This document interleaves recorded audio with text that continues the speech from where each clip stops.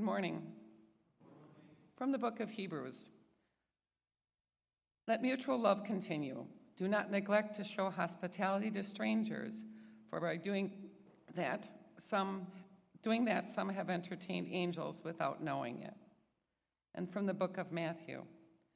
You are the salt of the earth, but if salt has lost its taste, how can its saltiness be restored? It is no longer good for anything, but is thrown out and trampled underfoot. You are the light of the world. A city built on a hill cannot be hid. No one, after lighting a lamp, puts it under the bushel basket, but on a lampstand, and it gives light to all in the house. In the same way, let your light shine before others, so that they may see your good works and give glory to your Father in heaven. This is the word of the Lord. Grace and peace, Pilgrim United Church of Christ.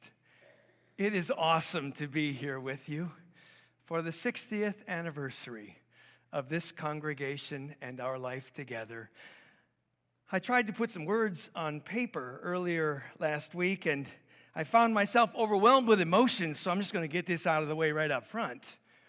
I miss you, and I have missed you. And that's okay to say. I've been busy. I'm loving life and work. And my heart stirs with gladness. Because you have carried on beautifully, vibrantly, joyfully, with a gifted pastor in Ashley, with key lay leaders that continue to steer you along. And life is beautiful right here and right now. There is nothing like home, and it is really sweet to come home and to claim this, Trin and I, as our church. And yet I rejoice in all that you are this day. I bring you greetings and congratulations from your sisters and brothers whom you don't know, but you covenantally connect with, from 217 other congregations in the United Church of Christ around the state of Wisconsin. We are among the youngest, you know. 60 is 6 decades, but some are celebrating 175 years. We were, in fact, a post-UCC merger church. In 59, we came together as the UCC in 57, and so in some delightful ways, we got to pick and choose. Like, what do we want from the evangelical and reform side, and what do we want from the congregational side, and we'll do it our way in a hybrid style 60 years ago. Today marks the culmination, my favorite Sunday, I think, the culmination of the liturgical year. Christ the King, the reign of Christ, the last Sunday of the church year. And so we remember with deep thanksgiving the saints who shaped us and loved us in our own lives. We remember the grace and goodness ever before us in this present moment. We remember the Holy Spirit continues to shape us and form us and guide us into the advent of something new in the years to come. It's a full circle day, looking back with nostalgia, being fully present with gratitude, journeying and dreaming forward with courage. So way back in 1959, the charter days, the congregation worshiped in town at some interesting spaces, the office of a certain Mr. Grobe and a theater and an elementary school. And finally, maybe around 64, I don't know, maybe earlier, we procured a piece of land, a barren sledding hill, right here. You are the light of the world. A church built upon a hill cannot be hid, especially if there are no trees or houses anywhere. Its wooden cross up on this end, I think, of what is now the narthex, reached up into the heavens, from the get-go, we let God's light shine in this place. We didn't hide it under a bushel basket. We put it up on a lampstand for all to see, proclaiming all are welcome into the light and love, the warmth and grace of this community. A community that rejects no one. Linda Callwhite, she wrote that letter appealing for a seeding of a church in Grafton, and she didn't get angry much, but she was filled with a little bit of righteous indignation because she bumped into somebody here in town and said, we're building this new congregation. Well, are you Lutheran or Catholic? And she said, I'm neither. And the person said, well, then you know, buddy. And she said, I am somebody. I dare.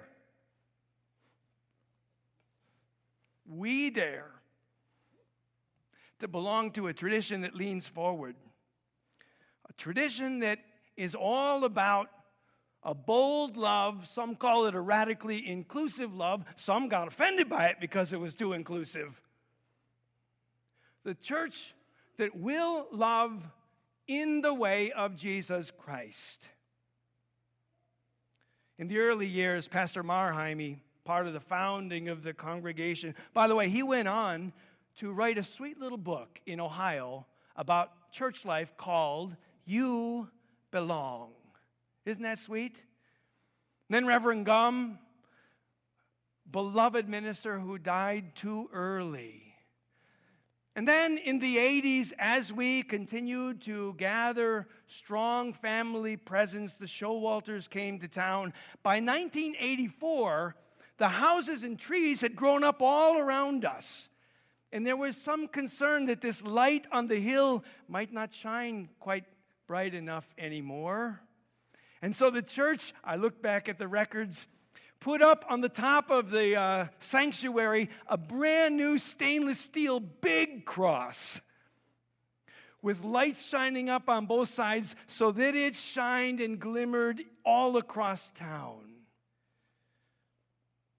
And as we continue to build momentum into the 90s, at some point, growing in the light of Christ in this space, eventually, that little sanctuary over there could no longer contain us, and so we had no choice but to put together a long-range planning committee and to pray like anything because we were scared out of our boots.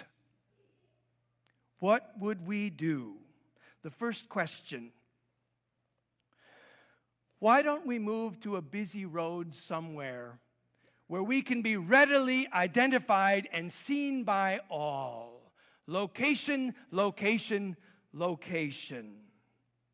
Our light had dimmed, embedded in this sleepy little neighborhood that grew up and surrounded us here on the hill. Well, despite the mantra, there was little interest in leaving this beloved location. And so we contracted with an architect, Dwayne Hameister. And Dwayne walked us through some long-range planning and then began to draw some schematics. And at the top of the schematics, introduced us to a concept that none of us knew much about, a cupola. If you build up a little higher, you can be seen all over town, and the original drawings, by the way, had these massive beam structures knotted together in the middle of the cupola. And some of us begged the question, but what if it were open and light could stream up and out at night when we were here? And what if it were open and God's light could stream in and beam upon us when we worshiped? And the architect said, well, that'd be $10,000 more. And we said, what the heck, we're 1.7 million into this puppy, let's do it right.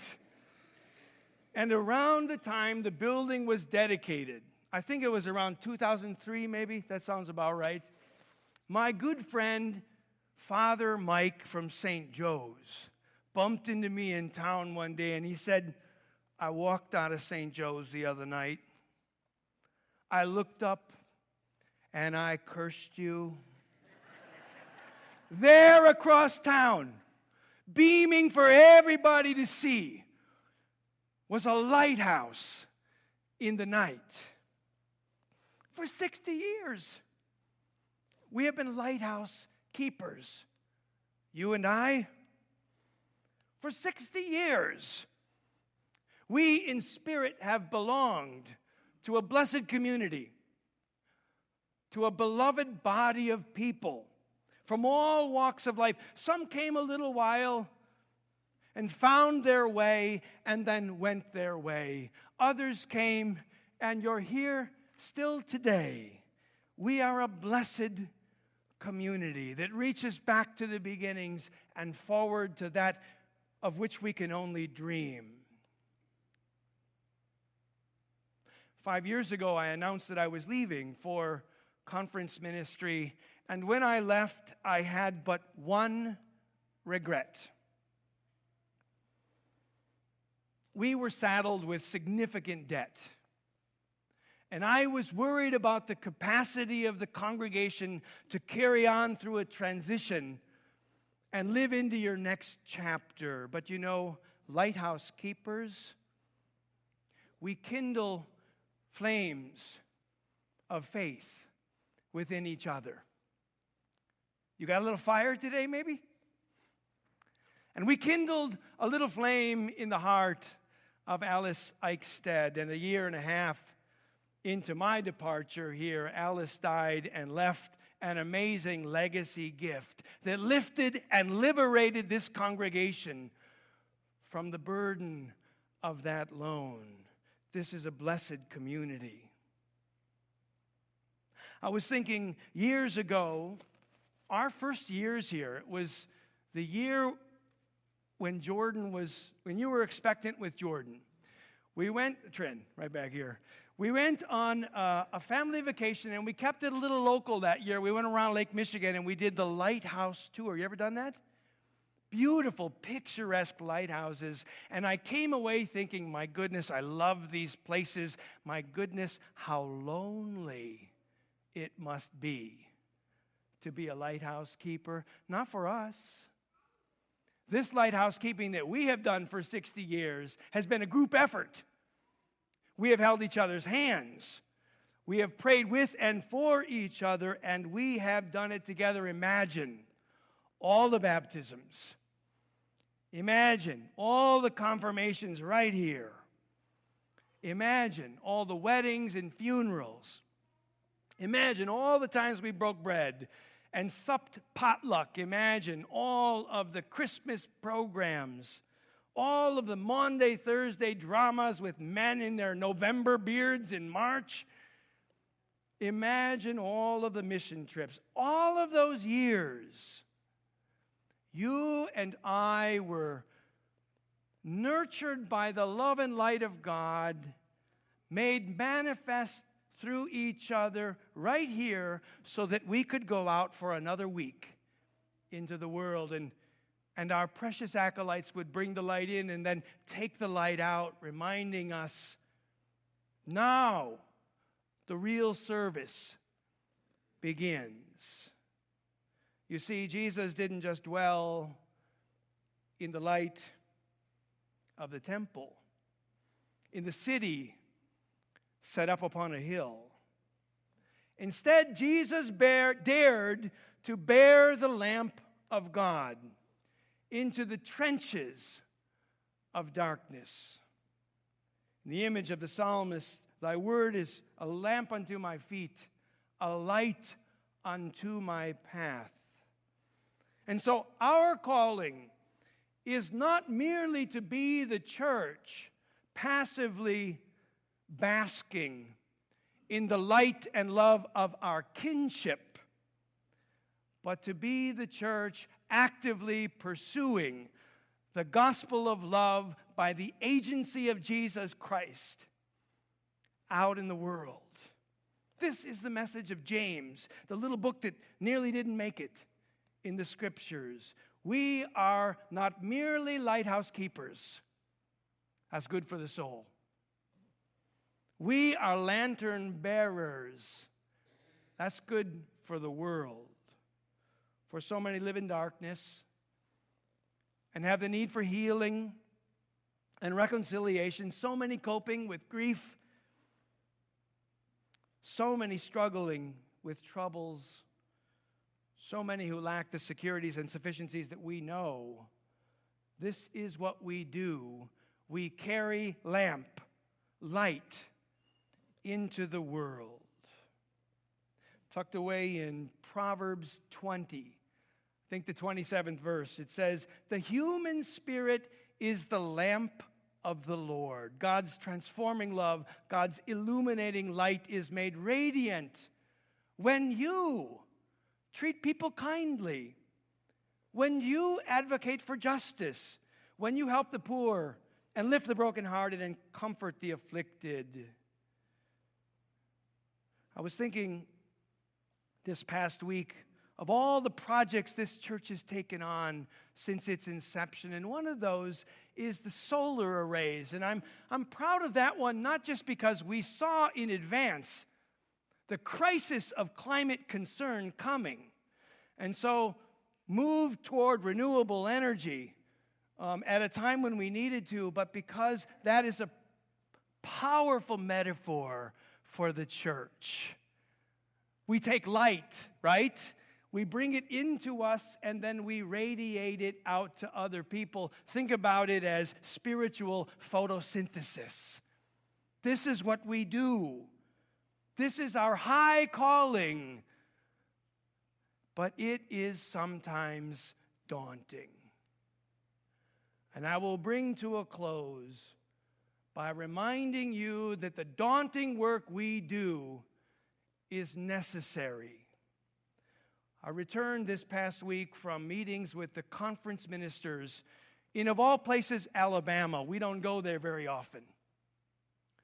We went there in commemoration of the 400th anniversary of the first slaves brought to North America, the 1619 Project. The New York Times Magazine is talking about. Why don't we start our history there? That's when our true history goes back to.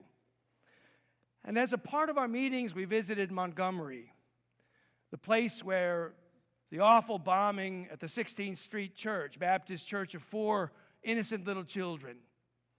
We visited Selma, where people marched across the Edmund Pettus Bridge and all the way to Montgomery in pursuit of equal rights for voting. And we visited Birmingham, where Martin Luther King Jr. wrote his infamous and famous letter from the jail.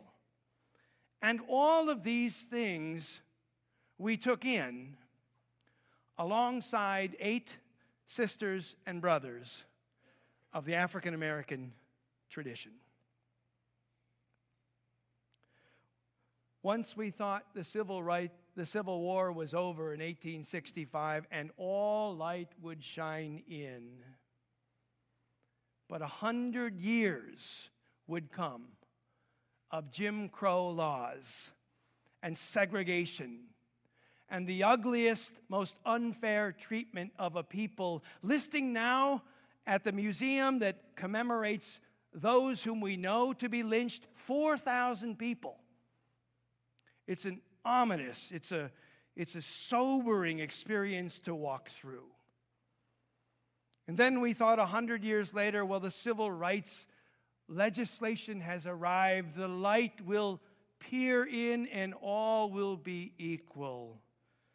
Until we realize that bigotry would not go away that easily. And while white folks had all sorts of advantages, African Americans were disadvantaged in almost every way. And I dare say, don't kick me out, I'm just back for a visit. I dare say, this is no different than the original people of this land, Native Americans, and it is no different on the very other end for those migrants who seek an opportunity much like we did, our people. This has torn me apart over the last few years because I have done a lot of reading and a lot of thinking